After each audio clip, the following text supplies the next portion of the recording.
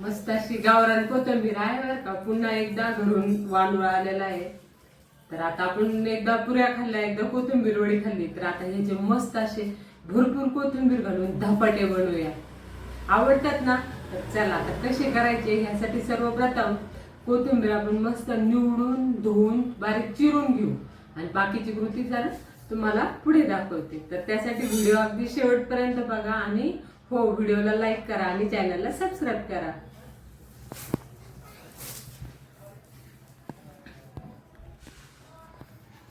आता काय मग धपाटे. चला मग घ्या मसाला करायला. हिरवी मिरची, लसूण, जिरे आणि मीठ हे सर्व मिश्रण काय करायचंय, मिक्सरला वाटून घ्यायचं.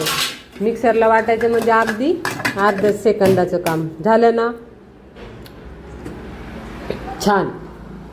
आता काय घ्यायचं, आपण वेळ होता त्या वेळेत बारीक चिरलेला कांदा आणि कोथिंबीर बारीक करून घेतलेली आहे. यामध्ये 3 चमचे ज्वारीचे पीठ, 1 चमचा डाळीचे पीठ आणि 1.5 चमचा गव्हाचं पीठ घालायचं. तुमच्याकडे जर भाजलेला हुरडा असेल ना, ते जरी गिरणीतून दळून आणलं तरी खूप छान असं मस्त होतं बरं का.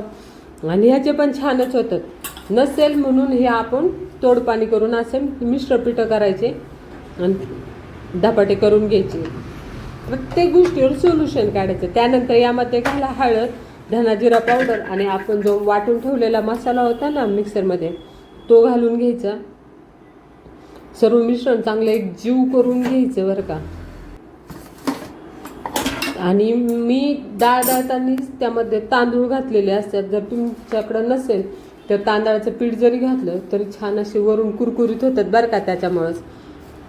आणि जर तुम्हाला तसं नको असेल तर काय करायचं, जी आपली ज्वारी आहे ती ज्वारी, थोडीशी गहू, हरभऱ्याची डाळ, थोडे तांदूळ, थोडी मुगाची डाळ असं सर्व मिश्रण एकत्र हलकंसं गरम करायचं आणि ते गिरणीतून दळून आणायचं. त्याचे देखील थालीपीठं खूप छान होतात. त्यानंतर हे पीठ जे आहे हे चांगल्या असं एकजीव करून घ्यायचं आणि हळूहळू पाणी घालून चांगलं मळून घ्यायचं. आता या पिठाला कस नसतो बरं का, म्हणजे असं चपात्याचं पीठ कसं चिकट होतं, तर हे पीठ अगदी भाकरीच्या पिठासारखं ठेवायचं, कारण की आपल्याला हे हातावरती थापायचे. छान मळून घ्यायचं. घरात कुणाचा राग आला असला तर ह्याच्यावरती काढून घ्यायचं.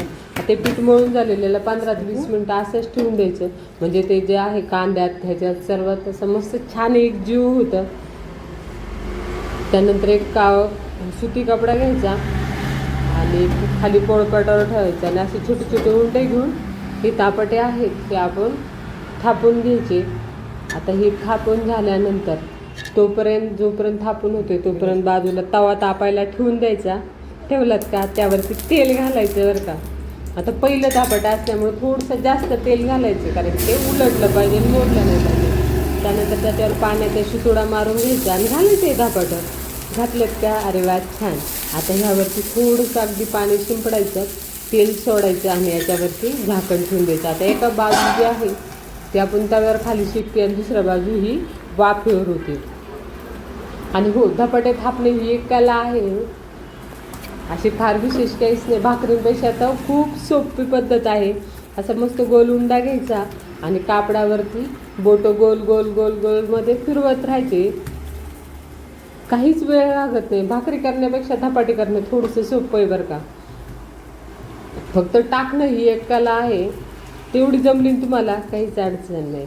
त्यानंतर धपाट्याची तुम्ही धपाट्याच्या वरच्या बाजूने आपण तीळ लावून घ्यायचे.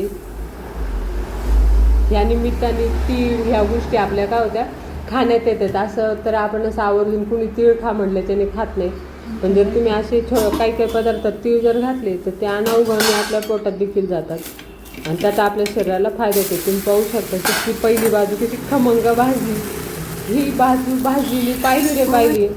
पोटाला भूक लागलीच पाहिजे, पण गृहिणींना सर्वात शेवटी द्यावं लागतं बरं का. पण असो, पण सर्व खातात, त्याचा आनंद काही वेगळाच असतो.